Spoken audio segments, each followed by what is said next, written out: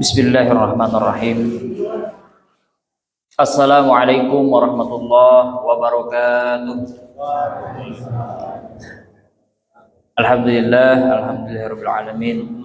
Wassalatu wassalamu ala asrafil anbiya'i wal mursalin wa ala alihi wa sahbihi wa man da'a bi da'watihi wal tazama bi tariqatihi wa ja'ala al-aqidatal islamiyyata asasan li fiqratihi wa ahkaman syar'iyyata miqyasan li amalihi.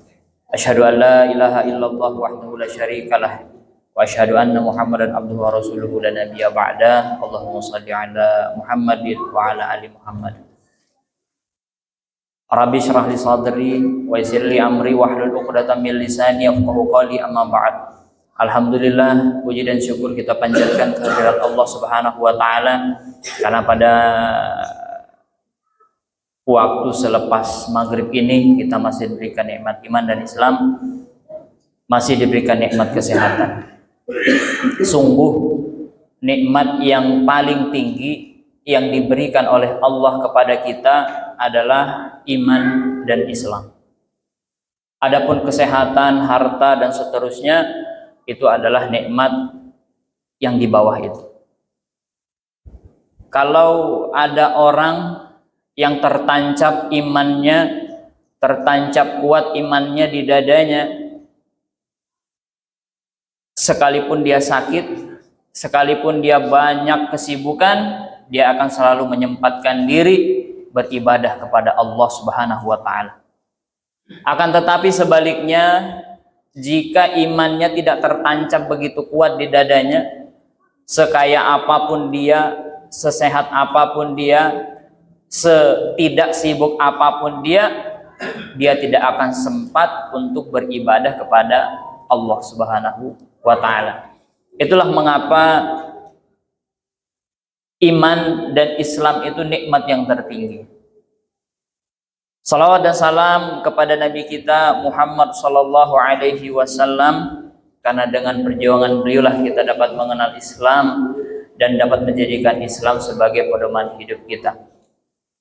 Bapak-bapak yang dirahmati Allah Subhanahu wa taala, Bapak Ibu yang dirahmati Allah Subhanahu wa taala, sebelumnya yang kami hormati Ketua RT, Ketua Pengurus Masjid, para tokoh yang hadir, dan bapak-bapak, ibu-ibu yang sama-sama kita insya Allah dirahmati Allah Subhanahu wa ta'ala. Mudah-mudahan kita senantiasa dalam kesehatan, dalam lindungan Allah Subhanahu wa ta'ala. Pada kesempatan kali ini kami akan sedikit mengulas materi tentang kita ini sebenarnya hidup untuk apa.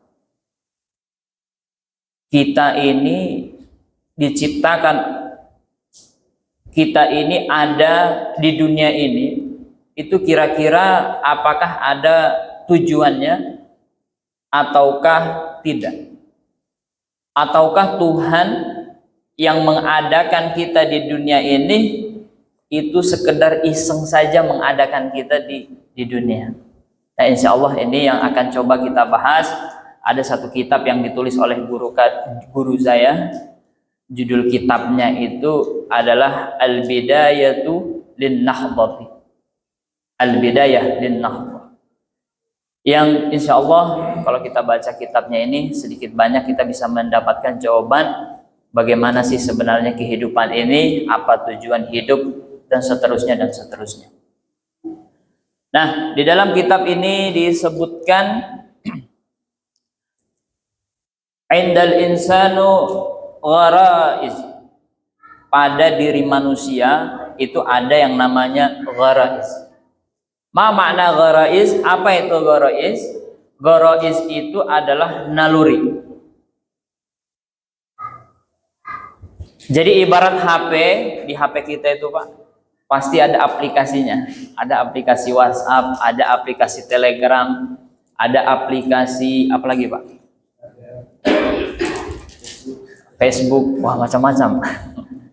Kalau bapak-bapak ini biasanya WhatsApp lah. Biasanya kalau kita di RT itu ada WhatsApp grup khusus untuk RT, RT 1, RT 2, RT 3. Kalau saya tuh Pak di HP, karena saya mulai SD itu Pak ada grup WhatsAppnya Grup WhatsApp SD ada lain juga grupnya.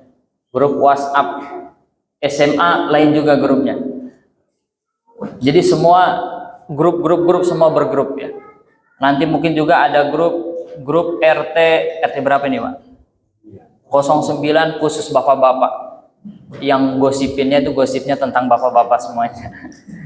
Nanti ada juga grup WhatsApp ibu-ibu. Ada juga nanti grup WhatsApp bapak-bapak yang belum menikah. Ada juga nanti grup WhatsApp bapak-bapak yang mau menikah lagi. Semuanya ada grupnya ya. Subhanallah. Nah, bapak-bapak yang dirahmati Allah, ternyata pada diri manusia itu juga ada aplikasi yang diberikan oleh Tuhan kepada kita, oleh Allah Subhanahu wa taala kepada kita, yaitu apa? Al-gharaiz, gharizah atau naluri. Pada diri kita ini ada naluri. Naluri apa saja? Hiya gharizatul baqa. Dia adalah gharizah baqa. Naluri ingin mempertahankan diri. Ketika kita mau dipukul, pasti kita ada naluri kita ingin menangkis. Ketika kita mau jatuh, ada naluri dalam diri kita itu perasaan ingin menghindar.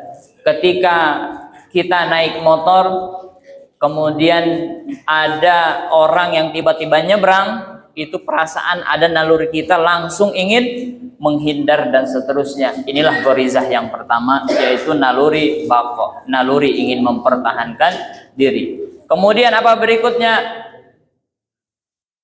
Wa gharizatun naw'.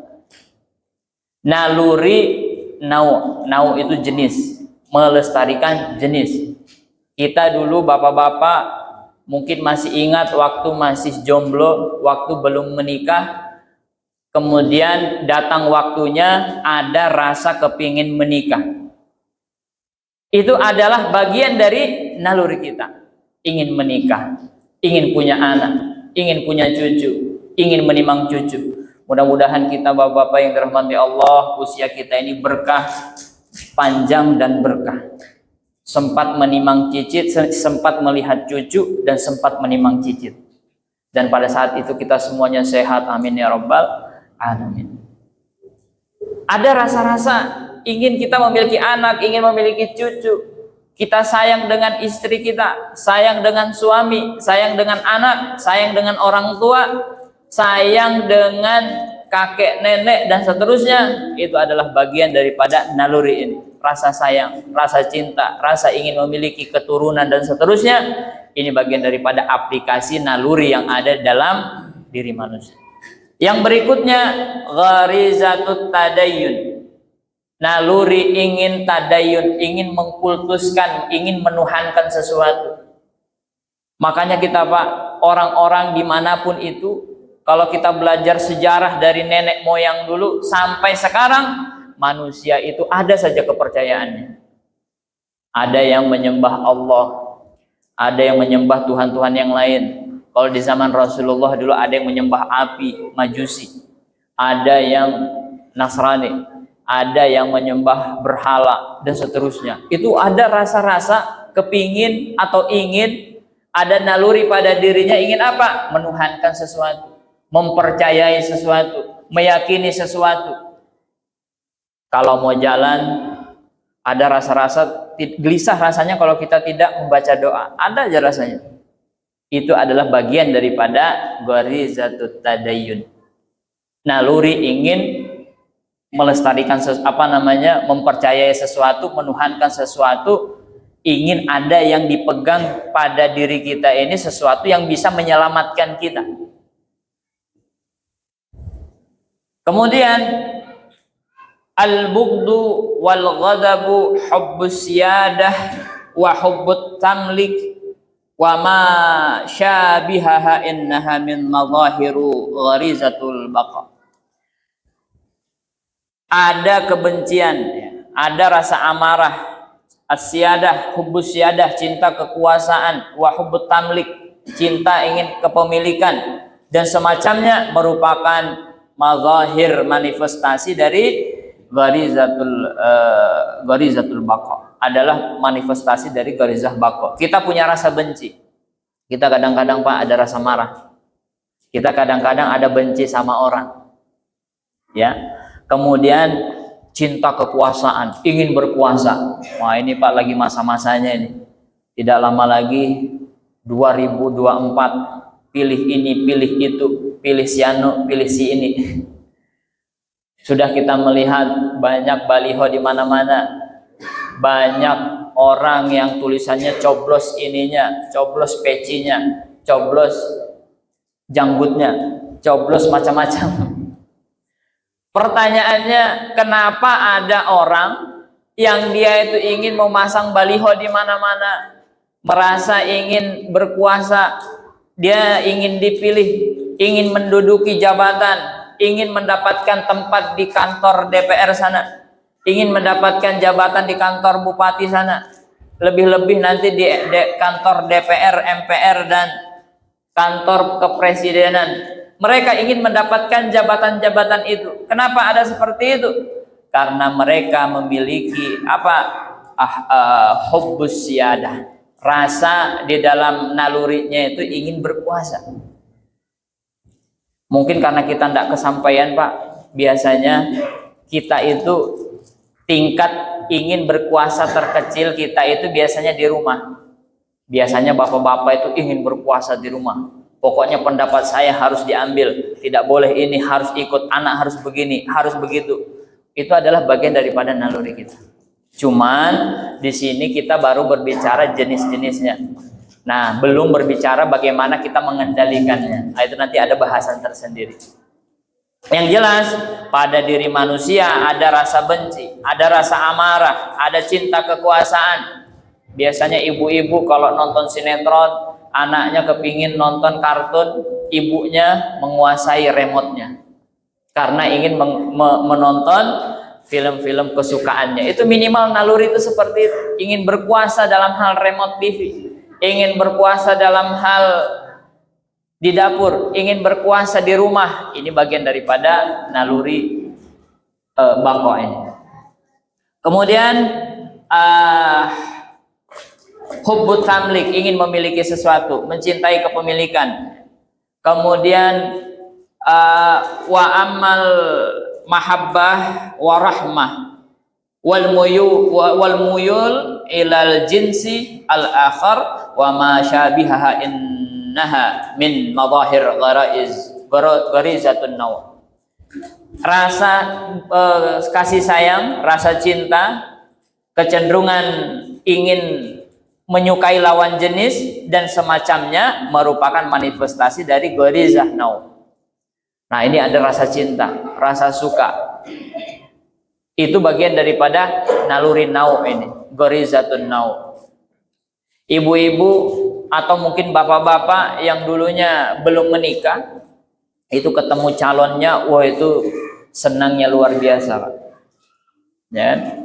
Apalagi dulu mungkin waktu sebelum menikah itu dijodohkan oleh orang tua, tidak lewat pacaran. Nah, biasanya Pak, kalau anak-anak muda itu biar dilarang seperti apa, mau saja pacaran.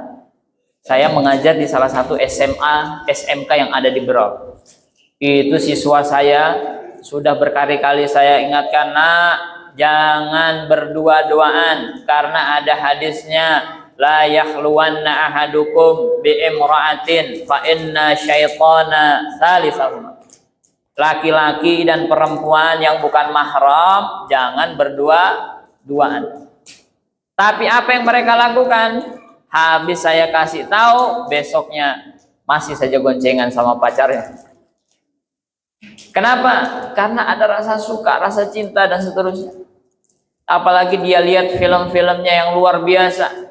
Cinta ini, cinta itu, musik-musiknya, musik-musik tentang cinta, suka ini, suka itu, dan seterusnya. Belum lagi teman-temannya pacaran dan seterusnya. Bagaimana anak kita tidak pacaran? Karena kenapa? Banyak pengaruh-pengaruh di lingkungan kita yang ngajak mereka untuk berpacaran, berdua-duaan dengan yang bukan mahramnya. Nah, inilah yang banyak terjadi.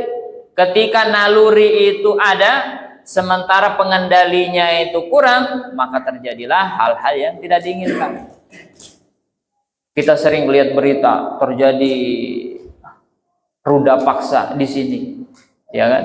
Kemudian karena apa? Awalnya itu nonton film yang nggak bener itu, kemudian nafsunya meningkat, kemudian dia salurkan nafsu bejatnya itu kepada orang-orang di sekelilingnya. Nauzubillah min dzalik. Ini yang sering kita dapatkan. Nah, mudah-mudahan di RT kita ini, lingkungan sini, tidak ada yang terjadi seperti itu.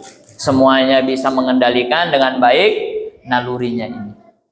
Nah, kemudian yang berikutnya ada rasa cinta, rasa kasih sayang, cenderungan kepada lawan jenis. Yang laki-laki suka dengan perempuan, perempuan suka dengan laki-laki. Bapak-bapak cinta dengan ibunya, ibunya juga cinta kepada bapak. Makanya bapak-bapak masih dimasakkan masih sampai sekarang. Kalau tidak cinta, mungkin tidak dimasakkan. Ya. Begitu pula yang ibu-ibu. Kalau suaminya tidak cinta, tidak mungkin dicarikan pembeli bahan-bahan dapur, pembeli pakaian dan seterusnya. Karena ada rasa cinta kita yang dimana aplikasi itu diturunkan oleh Allah kepada kita, akhirnya kita masih punya rasa ingin setia, rasa ingin berbagi kepada apa? Pasangan kita. Nah, ini. Dan ini juga dulu yang dimiliki oleh manusia pertama yang diciptakan oleh Allah, yaitu siapa? Nabi Adam. Quran surah An-Nisa ayat 1 itu disebutkan bagaimana Allah itu menciptakan manusia pertama, kemudian manusia pertama itu diberikan rasa cinta, kemudian menikah, kemudian punya keturunan. Nabi Adam nikah dengan Siti Hawa, kemudian menikah. Dikisahkan dalam salah satu kitab itu Siti Hawa, Sayyidatuna Hawa itu melahirkan sebanyak 20 kali. Dan setiap dia melahirkan kembar-kembar dua, sepasang. Kemudian nanti harus nikahnya secara bersilang. Kemudian disitulah nanti terjadi kisahnya yang Habil dan Qabil itu. Yang dia cemburu, kemudian Qabil membunuh si Habil. Inilah kisah pembunuhan pertama yang terjadi di muka bumi. Akibat apa? Gara-gara cinta ini, naluri. Karena tidak bisa dia kendalikan nafsunya, nalurinya itu tidak bisa dia kendalikan, terjadilah pembunuhan itu. Kemudian dikisahkan, kemudian si Qabil ini sudah gelisah. Ini bagaimana ini? Sudah saya bunuh saudara saya, kemudian gimana? Kemudian datanglah burung gagak, kemudian menggali. Burung gagak ini berkelahi dengan temannya, mati temannya, dia kuburkan, dia gali itu, kemudian dia tutup kembali lubangnya. Kemudian Qabil terpikir, wah begini nih, kalau mau menguburkan orang meninggal itu seperti itu. Nah, itu burung gagak, kisahnya seperti itu. Dan ternyata menurut penelitian, Pak, burung gagak itu memang burung yang pintar sekali deh. Pernah suatu ketika ada penelitian orang-orang barat. Jadi ada makanan itu dimasukkan di dalam botol. Makanan dimasukkan dalam botol, kemudian diisi air. Datang burung yang lain, datang burung elang. Burung elang itu, Pak, begitu dia mau dapatkan makanan di dalam botol itu, botolnya itu dia rebahkan. Dia dorong, kemudian rebah. Keluar airnya, tapi dia tidak mendapatkan makanannya. Karena apa? Makanannya masih nyangkut di dalam botol. Datang burung yang lain, mau mengambil itu makanan di dalam botol, tidak bisa-bisa. Sampai selesai dia terbang kembali, tidak berhasil. Datang burung gagak. Burung gagak itu pintar, Pak. Jadi di dalam botol tadi yang berisi air, setengah airnya ada makanan di dalamnya. Itu dia ambil batu, dia masukkan batunya itu di dalam botol tadi. Akhirnya dia masukkan satu persatu itu batu, airnya jadi penuh, kemudian makanan yang ada di atas air, di permukaan air itu naik ke atas, kemudian dia masukkan paruhnya ke dalam botol itu, kemudian dia ambil. Wah, itu gagak itu dia pintar, punya naluri yang luar biasa. Memang Allah menciptakan hewan-hewan itu dengan kemampuan-kemampuan yang luar biasa. yang bahkan kemampuan itu kadang tidak dimiliki oleh manusia. Ini pelajaran untuk kita. Kita melihat kuda. Kuda itu kuat, larinya luar biasa, tahan lama, Pak. Makanya kalau orang bikin mesin itu biasanya pakai tenaga kuda, dia bilang. Karena kuatnya luar biasa. Tapi manusia tidak punya kekuatan seperti kuda. Begitu pula gajah. Gajah itu bisa merobohkan pohon tanpa harus pakai sensor. Kalau kita mau merobohkan pohon, ambil mesin, potong. Tapi kalau gajah, dorong, langsung jatuh. Itu hebatnya hewan. Hewan tanpa pesawat bisa terbang. Ada burung. Manusia kalau mau terbang, harus beli tiket dulu. Baru bisa terbang. Tapi kalau tidak beli tiket, tidak akan bisa terbang. Kemudian pergi ke bandara, dan seterusnya. Nah, inilah naluri yang dimiliki oleh manusia, rasa cinta, rasa kasih sayang, kecenderungan lawan jenis, dan seterusnya. Kemudian ada yang bertanya kepada saya, pernah suatu ketika ada seorang murid itu bertanya, Pak Yusuf, Pak, manusia itu kan punya rasa suka, rasa senang kepada lawan jenisnya, makanya nanti dia menikah. Itu bagaimana, Pak? Kasusnya kalau ada laki-laki suka sama laki-laki, perempuan suka sama perempuan, yang kita kenal dengan istilah LGBT, lesbian, gay, biseksual, transgender. Laki-laki suka sama laki-laki, perempuan suka sama perempuan. Na'udzubillahi min dzalik. Saya bilang apa? Itu bukan naluri, tapi apa? Penyakit naluri. Sebagaimana dulu yang terjadi di zamannya Nabi Lut. Nabi Lut itu kaumnya itu punya kebiasaan yang luar biasa. Kata ahli psikologi, penyakit yang seperti itu adalah penyakit psikologis menular. Begitu dia punya teman, dia lakukan hubungan sesama jenis itu, dia akan mempengaruhi yang lain. Dia akan menularkan, kemudian yang ini akan ingin menularkan yang lain. Datanglah Nabi Lut menegur ini kaumnya. Lantas apa bilang kaumnya? Wahai kaumku, bangsa Sodom, janganlah kamu melakukan itu. Apa kata kaumnya ini? Malah dia ngajak Nabi Lut untuk melakukan hal yang sama seperti mereka. Na'udzubillah. Akhirnya apa? Disitulah nanti peristiwa yang diceritakan di dalam Qasasul Anbiya, bahwa kaumnya Nabi Lut ini kena azab dari Allah Subhanahu wa Ta'ala. Diperintahkan Nabi Lut untuk pergi dari situ. Jangan sampai ikut-ikutan, tapi kamu harus pergi, Lut. Tinggalkan itu kaummu. Kenapa? Karena nanti akan diazab oleh Allah Subhanahu wa Ta'ala.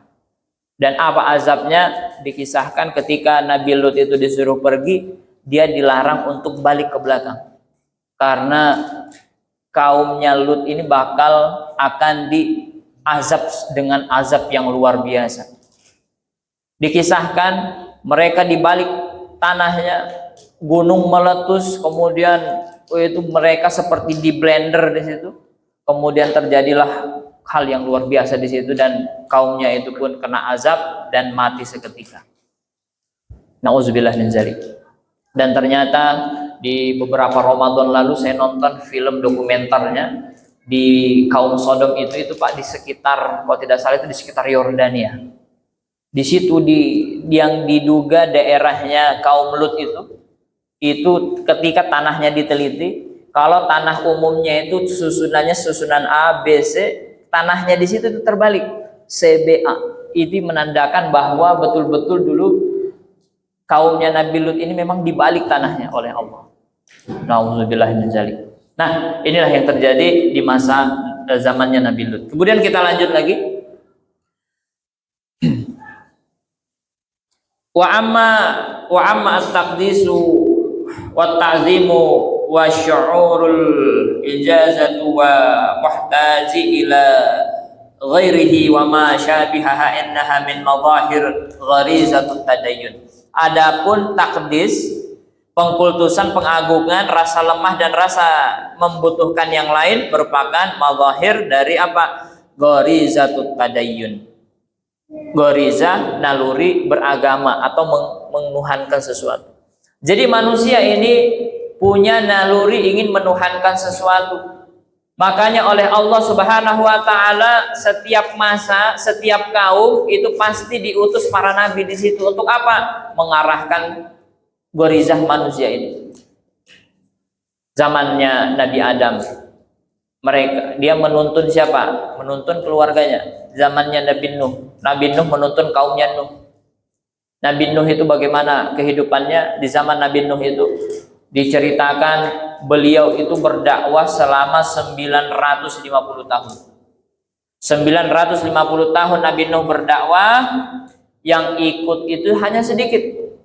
Bahkan dikisahkan cuma sekitar 40 orang saja yang ikut dengan Nabi Nuh. Bahkan anaknya tidak ngikut dengan Nabi Nuh. Kemudian datang Nabi selanjutnya.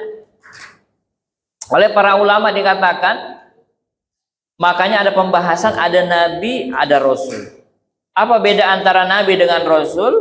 Nabi itu diutus untuk kaumnya. Ya. Kemudian Rasul, mohon maaf. Apa perbedaan Nabi sebelumnya dengan Nabi Muhammad SAW? Kalau Nabi itu diutus untuk kaumnya, adapun Nabi Muhammad itu diutus untuk seluruh manusia. Itu bedanya. Karena Nabi Muhammad SAW ini risalahnya, ajaran yang diturunkan kepada Nabi Muhammad SAW itu bisa mengakomodir semua manusia. Dan makanya di dalam ayat itu dikatakan, di ayat-ayat Al-Quran itu menjadi petunjuk untuk seluruh manusia dan sudah disempurnakan oleh Allah Subhanahu wa ta'ala. Al-yawma akmaltu lakum dinakum wa atmamtu alaikum ni'mati wa raditu lakumul Islam madina.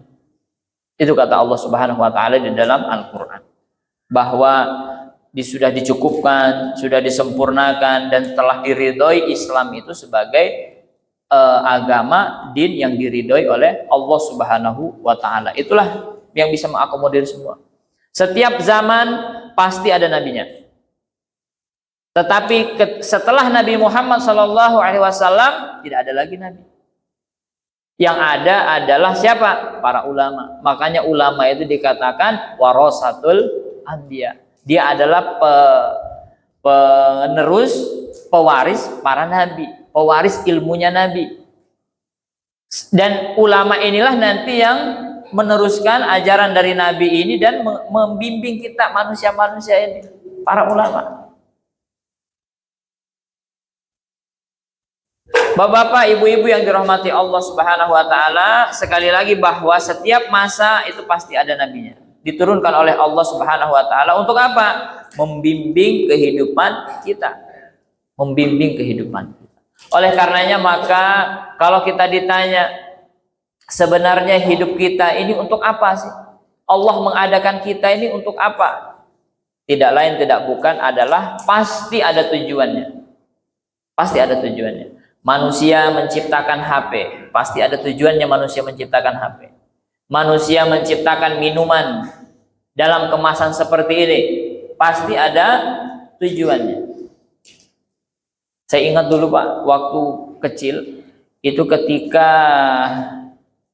adiknya ibu saya menikah, itu dulu Pak masih jarang minuman kayak begini. Mungkin bapak-bapak juga masih merasakan dulu waktu nikah belum ada minuman kemasan seperti ini. Saya ingat betul itu. Minuman-minuman itu disajikan, ada tamu yang hadir itu disajikan, air itu ditaruh di gelas. Banyak disusun di atas meja, kemudian tamu itu nanti kalau mau minum dia ambil. Tapi begitu saya sudah dewasa, saya besar, minuman-minuman orang kalau nikahan pengantin itu biasanya sudah beralih ke minuman-minuman kemasan seperti ini. Nah pertanyaannya, apakah manusia menciptakan minuman seperti ini? Apakah ada tujuannya? Pasti ada.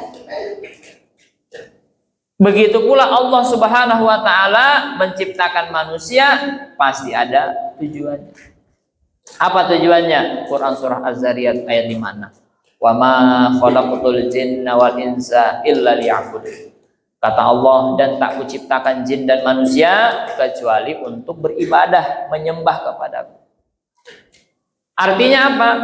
Itulah tujuan diciptakannya manusia, untuk beribadah kepada Allah Subhanahu wa ta'ala. Ya. Inilah mengapa kita itu sebenarnya tujuan Allah memberikan kita naluri-naluri ini itu agar apa? Agar nantinya kita itu bisa beribadah kepada Allah Subhanahu wa taala. Kita dikasih gorizah tadayun, naluri untuk menuhankan beragama, menuhankan sesuatu itu agar apa? Bisa nanti kita itu punya kecenderungan untuk apa? Beribadah kepada Allah. Untuk memenuhi seruan yang ada di Al-Qur'an tadi. Beriman, beribadah kepada Allah Subhanahu wa taala. Kemudian makna ibadah itu apa? Dikatakan oleh Imam Malik, al-ibadatu hiya ta'atullah wa khudu'u lahu wa tizamu ma syara'ahu minad-din. Ibadah itu yang pertama taat kepada Allah. Apa itu taat? Taat itu Pak, gambarannya kalau kita naik motor, kemudian kita temui lampu merah. Kalau dia taat sama lampu merah, maka apa? Dia akan berhenti. Walaupun dia punya kesempatan untuk menabrak itu lampu merah. Ada biasanya Pak, kalau belok kiri itu ada tulisannya kecil. Belok kiri, ikuti isyarat lampu. Kalau dia taat dengan lampu merah, sekalipun dia belok kiri, dia tidak akan mau. Karena dia taat dengan lampu merah. Taat itu adalah dia akan senantiasa tidak mau melanggar, sekalipun ada kesempatan untuk melanggar. Dalam hal sholat begitu juga. Dia mau sholat, padahal walaupun ada kesempatan dia untuk melanggar sholat. Pasti kita itu punya kesempatan melanggar sholat Pak. Kita tadi alhamdulillah sudah sholat maghrib Pak. Kira-kira kalau kita tidak sholat maghrib sempat tidak Pak? Pasti kita juga punya kesempatan tidak sholat maghrib. Kita punya kesempatan untuk tidak sholat maghrib, tapi alhamdulillah kita tetap mau sholat maghrib, itu tandanya taat. Waktu kita sholat maghrib tadi Pak, kira-kira ada tidak orang yang tidak sholat maghrib? Ada saja, ya. Ada yang lalu lalang, tapi mudah-mudahan dia sholat pas dia sampai di rumahnya. Ya, ada sholat. Saya kalau mengajar di kampus Pak, kami kebetulan diamanahi di kampus, itu kalau pertama kali masuk saya tanya dulu, siapa di sini yang pintar mengaji, baca Quran? Angkat tangan. Oh, masih banyak. Siapa di sini yang suka siapa di sini yang sholatnya 5 waktu, tapi tidak boleh bohong. Kalau bohong mudah-mudahan masuk neraka. Mahasiswa itu Pak takut-takut angkat tangan. Artinya Pak, paling angkat tangan itu 2 atau 3 orang. Artinya apa? Tidak sholat. Ayo saya katakan mulai hari ini jangan ada lagi yang meninggalkan sholat. Kalau mau dikatakan taat sama Allah, sholat. Kalau mau dikatakan taat sama Allah, taati semua aturan-aturan Allah. Halal haram yang dikatakan Allah, kita ikuti. Halal kita ambil, haram kita tinggalkan. Karena di dalam ilmu syariat itu ada 2 hukum. Ada yang namanya hukum taklifi, yang ahkamul khamsah itu wajib, sunnah, mubah, makruh, haram. Itu hukum taklifi. Ada hukum wad'i.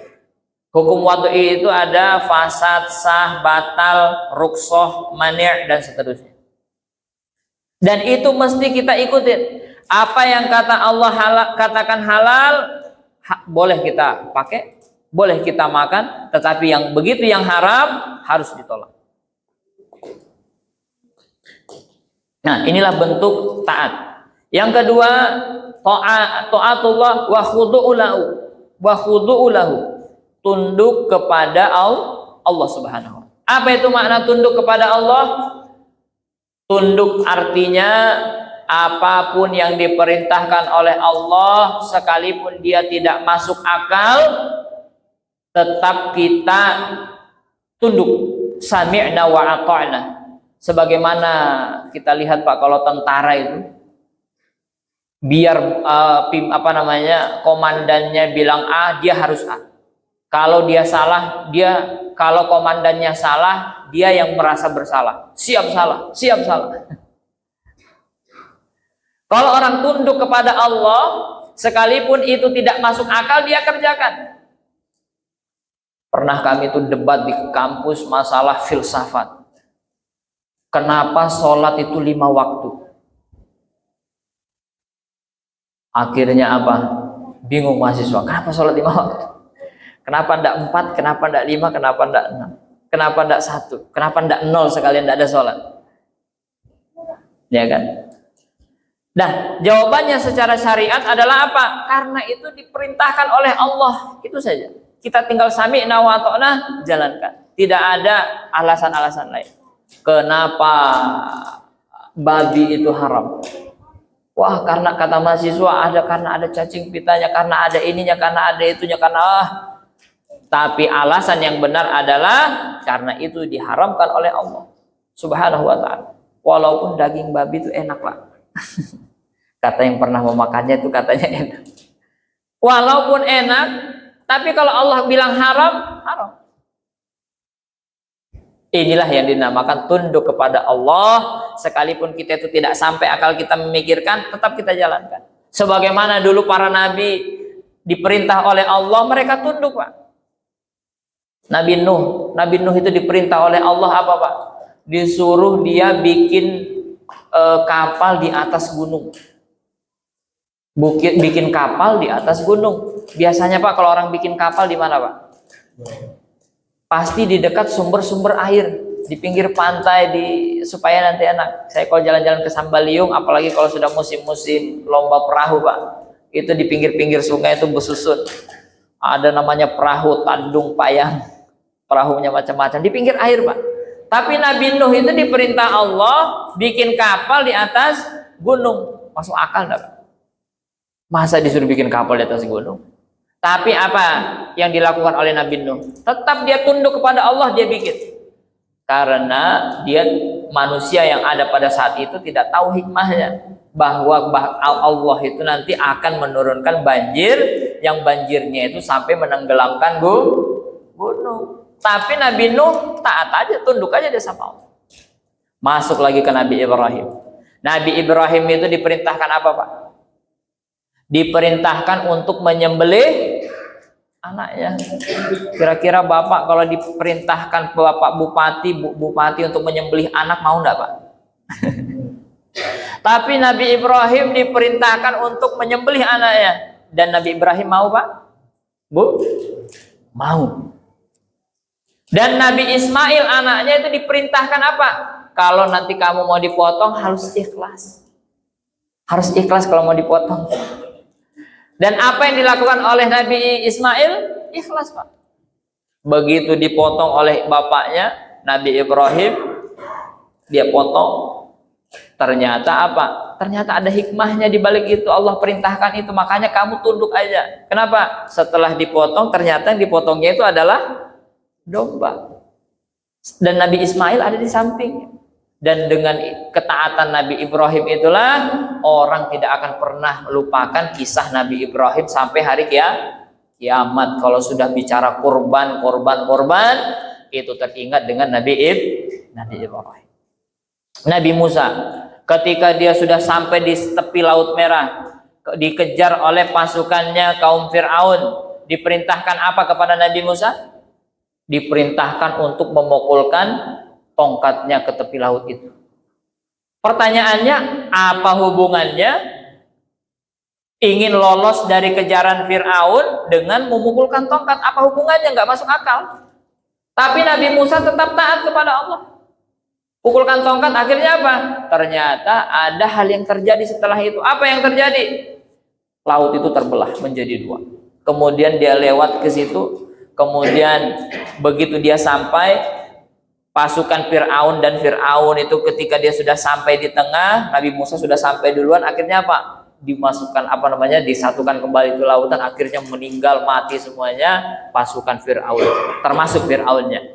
Dan Fir'aun itu diceritakan di dalam Al-Quran, sengaja Allah itu menimbulkan dia, kemudian diambil oleh orang, kemudian sekarang itu diplester, dimumi, dibalsam, supaya apa? Agar itu menjadi pelajaran untuk kita tentang apa? Bagaimana kemungkaran, ingkarnya Fir'aun kepada Allah Subhanahu wa ta'ala. Tapi Nabi Musa selamat. menyeberangi lautan gara-gara dia taat, karena dia taat sama Allah memukulkan tongkat. Apalagi ketika Nabi Muhammad SAW diperintahkan oleh Allah apa?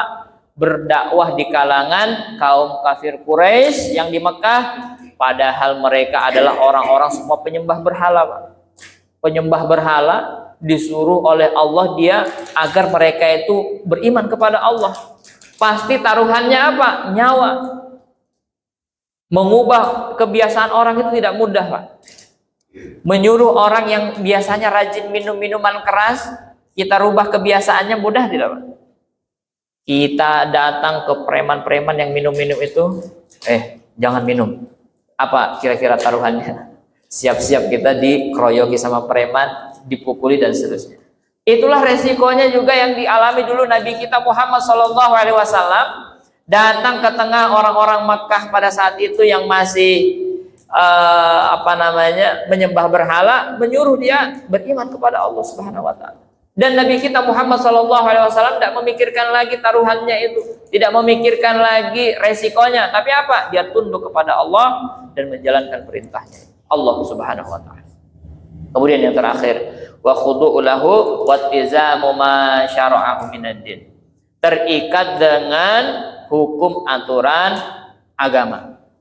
Agama bilang A, kita ngikut. Agama bilang B, kita ngikut. Karena agama itu adalah syariat yang diturunkan oleh Allah Subhanahu wa taala melalui Nabi Muhammad SAW, dan Nabi Muhammad memberitahukannya kepada kita bahwa inilah hukum-hukum dari agama. Ini yang wajib, ini yang sunnah, ini yang makruh, ini yang haram. Semuanya mesti kita ikutin.